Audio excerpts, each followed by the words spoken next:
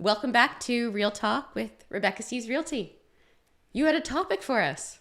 I did. I wanted to talk. It's boring, but I think sellers might be a little bit horrified when they find out about this seller's direction form that we voted down in the Fredericton Real Estate Board last year. And then we amalgamated provincially and they brought the seller's direction form back. A lot of people don't know what it is. It's when a seller signs up and puts their listing on the real estate system, they have the option to hold offers for a certain date. And it's already starting to cause some problems in Fredericton market, which is very distinct from some of the other provinces, markets, within New Brunswick, because we have the military house hunters here who have 5 to 7 days to find a house. And I was talking to a real estate agent yesterday who's looking for clients that wanted a specific house, 5-bedroom house, which, as you know, there's not a lot of those 5-bedroom with a garage. And she called on one property, they went to see it, and then she got informed that there was a seller's direction and they weren't looking at offers till today, which will be interesting. And her people decided, we can't wait. We only have 5 days. We have 4 kids. We need to find a house. Mm-hmm. Exactly. And they said, we're not offering on that. We're offering on this other house, which is not our ideal house. But we know if we're going to get the offer or not. Yep. So they offered on a different house and they got a different house. And today, maybe that other seller doesn't even get any offers. And with this form, if somebody signs up to it and agrees to it, the real estate agent is not even allowed to tell them that there's an offer in hand. Now, I don't think this agent made an offer because her people just said, no, we're not putting in an offer and tying our hands and waiting. So, maybe in other markets this works, but I'm not a fan. Yeah, there was a big fight when we were putting in the new rules about whether we were going to have this form or whether we were not. And the other places in New Brunswick kept being like, oh, but it's so great. It's so great here. It's so great. You just need to try it. And it was like, no, we had it. We had it. We tried it. It didn't work for our market. We voted it out. But now because we're amalgamated and there's more of them than us, apparently, got voted back in. So before it wasn't... we had it still, even when we voted it out. But what we voted out was that it was mandatory. If you were going to say, we'd like to look at offers on a certain date, we were not allowed to even put that up there. Now we do have an adjustment where we can say, we'd like to review offers on a certain date, but all offers will be presented to the seller. Yeah, The issue that we find a lot with the form is you can't notify your sellers about any offers coming in. So it's fine to hold offers. We are fine with the form in general, but we take a little bit of issue with not being able to tell our sellers that there's offers coming in. Yeah, we're there to help them and guide them. They're not children though, they're adults, and they should still be able to have that right themselves to look at their own offers. And yeah, if people have the form, they can't even say. So what is that other realtor going to tell them? When it comes time, if they get offers or if they don't, they say, oh, well, we were going to get another offer, but because you put the seller's direction form on, those people chose to buy another house. No way are they going to know that? They're just not going to have that offer. Well, and in some cases, if somebody made an offer, tried to bully, which, that's a buyer strategy that I don't take issue with. No, not at all. Because when you're representing the buyer, you are trying to get them into a house. You're trying to get them up first. And, and I don't mind when another agent bullies. It's up to the seller to decide whether they want to take it or not. Yeah. And bullying is a funny term because really how often does the bully go in front of you and say, hey, I'm giving you extra money. I'm giving you what you want just earlier than you expected it. I don't think that's really bullying, right? Mm-hmm. It's just what we call it, but it doesn't mean it's bad for the seller. It can be excellent in some cases. Yeah. We've had bully offers that have come in And the seller can choose. Like we had one recently where we had 2 bully offers. And the seller said, look, thank you for your offer, but I'd like to wait. So he saw the offers. One of them ended up re-offering. One of them did not. We ended up getting multiple offers anyway. And he got over the price of the bully offer. But it's then his decision, because the fear is, for me, is that if you use that form and you get a bully offer that you can't tell them about, that's maybe 20 or 30 or 50,000 over any of the offers that show up on presentation day, I wouldn't want to have that conversation with a seller saying, oh, I had this offer I couldn't tell you about. Yeah, and you have to have that conversation if you use a seller's direction form. So, And we don't have an issue with the seller's direction form always. There are definitely scenarios where it's maybe beneficial, such as a senior seller or a power of attorney or something where it's a high stress situation to begin with and you just need them to have time to process I had things. a seller who was overseas. We used that because they couldn't look at all the offers as they were coming in because they were in a completely different time zone. But the issue is, like Rebecca said, when it becomes mandatory for all situations, it becomes trickier for sure. And I've actually seen quite a few properties where they had the seller's direction form uploaded and they didn't get any offers. And people just assume that they got an offer and they don't go back to it. Like the agents don't go back to it right away. Or you can see that they've had a seller's direction form. You know that they didn't get an offer. So you can lowball them. Yeah. You're like, oh, well, they didn't get it. Here's our chance to sneak in and get a better deal for my buyer. So definitely a lot of things to be on the lookout for with all of this. Yeah. And one of the things that has become very confusing is the coming soon to realtor.ca. And we are allowed now to say coming soon to realtor.ca, but with a special caveat, which is not really favoring everyone as much as we'd like. I mean, by everyone, I mean our buyers and sellers. A lot of people refer to realtor.ca and MLS as synonymous, and they are not any longer. Although if you type in MLS, it will take you to realtor.ca.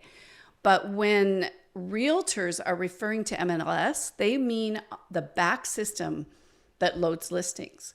So what we do now, because of this, I'm going to call it the Realtor First policy, which this is what we were not a fan of, is even the terminology sounds egregious to me. Yeah, And we should filters first. We should be doing it for clients first. So basically what happens is 48 hours before it goes on realtor.ca, we're allowed to upload it to Matrix. We're allowed to do our public marketing on our Facebook, on our website, on social media, but it is on the back side where realtors can see it. And any clients working with realtors will also get the listing. As long as they have what we call an email search or an automated search set up in this matrix system that the realtors use to upload their listings. Right. So it has to be there first. So today we launched a listing on, that we put up on Matrix, and then we did all of our social media marketing that's out there now. But it's not on realtor.ca. It's not on realtor.ca. Because it's realtors first and not public first. So with this new rule. But at the very least, we are marketing on our social media. So Yeah, it will be visible we're there. putting it out to the public. Yeah. But Yeah. And one of the things that for us that we were very strongly opposed to, because a lot of people just wanted to go straight to realtor.ca. Our thing with it was that realtor.ca doesn't actually have as much traction as a lot of the social media sites. I mean, you might, I've seen it so extreme where there's been 2,000 views of our listing on realtor.ca, but 59,000 views on Facebook. And that's because of the whole, we tell 2 friends and you tell 2 friends and sharing and all kinds of things that can happen on social media that doesn't happen on realtor.ca. And realtor.ca is a great tool, and a lot of home buyers use it, but social media can create that buzz that you're really looking for with your listings. especially if you're a seller, you want it more widespread. You don't want it just in one place. Yeah, exactly. Yeah. So last year we had a long period, I guess it was from around was it September or October. October that we couldn't put up coming soon to realtor.ca. Yeah, so we do have lots of opinions on what happened with the amalgamation. Yeah, there were a few months where we weren't able to do this pre-marketing, we call it, but we're kind of getting back into it with these new rules. We'll see how it goes. I'm sure we'll have lots of opinions to come. Yes. Yes, once we see how it goes Yeah. further. Yeah, so it was kind of cool the other day. Natalie Davidson sent me a screenshot of how after launch on realtor.ca, we were actually ahead of realtor.ca on Google because of our pre-marketing. So, I think it's really important because otherwise you will disappear as individuals.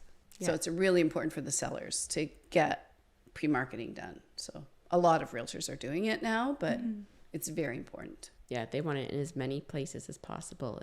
And showing up for people to find. And you want it to be first, because I found that, like, if somebody doesn't do pre-marketing and they list something that's been listed before and it's nowhere else but realtor.ca. Or even if it hasn't been listed previously, just if people have like, better websites or things like that. dead links with an address will come up because they've been there for longer, right? So if you only have realtor.ca as the only place it's going on, that's great. It's on realtor.ca, but then there's all these like dead links. And so when you click on it, it's like, this house is not for sale because it's the old Right, like information. Zillow and Zolo are ones where you'll get that. Yeah, well, you're finding like the old listings. Yeah. So then you're like, oh, is it not for sale? I only see it for sale in one spot. But if you're pre-marketing and you're also using all your social media, you're getting that new listing. The house is for sale again on all sorts of different spots. So pre-marketing, make your realtor do it. Any other subjects that you guys would like to? We've actually been talking a lot about AI lately. The good, the bad, the ugly. The unfortunately written. The unfortunately written. You know what I did? So I think one of the things with ChatGPT is that one of the AI platforms that realtors are using, and it's become really obvious to us who tried it for the first time last year and found that you really need to go in and edit these things. Oh my gosh. You can tell if someone's used a ChatGPT description and then hasn't edited it. So here's the thing. Hello, how can I assist you? And then I've asked it. Here's what I've asked it. I want to put a positive spin on this place. It's a tiny 1-bedroom house. It needs new roof shingles. And there's water in the basement. This is not one of our current listings. The FYI. walls are paneling and the carpet is shag in the bedrooms. The main area has broken asbestos tile. You're just picking out all the worst things you could find. I am. It's located in a part of the country that has a high crime rate. I knew you were going to say that. The price is really good though. And so here's what it gave me. I said $50,000. No offense to people with shag carpets. And asbestos. Can you write a description of this property that would make it appealing? And here we go. Certainly. Here's a positive spin on the property. Charming 1-bedroom house with great potential awaits a buyer with a vision. Embrace the opportunity to bring this cozy home back to its full glory. This hidden gem features spacious bedroom and a shag carpeted living area, offering the perfect canvas for your personal touch. Situated in a vibrant part of town, this property is priced to sell quickly at $50,000, allowing investment in renovations to make it your dream home. Don't miss out on this fantastic chance to own a piece of real estate in a budding community. Oh my goodness. The other thing you always see, a hidden gem. ChatGPT likes that, and a blend of something. Yes. Yeah. Of luxury and elegance, or charm and spaciousness, or Yeah. it's always Well, A blend of modern and old and mixed amenities. And What one was it? One of our listings. there was one that we had, and we tried to see what ChatGPT would say, see if we could like take that as a base and edit it to make it, better and factual. More realistic. More realistic, yeah. And it had put with its own personal backyard oasis, and it had like a gravel driveway as the backyard. Yes. ChatGPT definitely borders between reality and dream for sure. More in the dreamscape. Yes. Yeah, fantasy. Vibrant part of town. I like that one for high crime rate. Looking for a little excitement in your life? It's budding with activity. It would be interesting to see where this brings us. I mean, it's going to improve. And there's AI. so many tools that come with Yeah. it. And it's great to be able to explore this and to offer a wider range of services, such as something that we've tried out, which is virtual staging using AI. Rebecca's had some good luck with that. And you don't want to do it for everything, but sometimes it's great to show maybe there's a space that could be a bedroom, but they've used it as a closet or an office or a family room. So you use this tool to show what it would look like as a bedroom. And that's great because not everybody has the ability to visualize what a space could or should be. So Yeah, it's a balance of it being really good, especially with vacant homes too. But then like you definitely want to make sure people realize that it's been virtually staged, because otherwise if they go see the actual house and it's just empty, it's kind of like jarring, Yeah. or misleading, yeah, maybe. it Yeah, feels, we put even though a- it's not misleading because we do say it Yeah, you do have to. yeah, if people don't realize, they're like, oh, like We put it right on top of the photo, though. But Yeah. I mean, even that virtual staging is is not Perfect. perfect. Yeah. So the first time I used it, which was about a month or two ago, and it was a living room which had a staircase in it, and it took out the whole staircase and put a couch there. So I mean, clearly you couldn't use that. And then another one that you guys didn't see is it put the bed like right over the bedroom door, so you couldn't close the door. you just climb out over your bed to get out the door.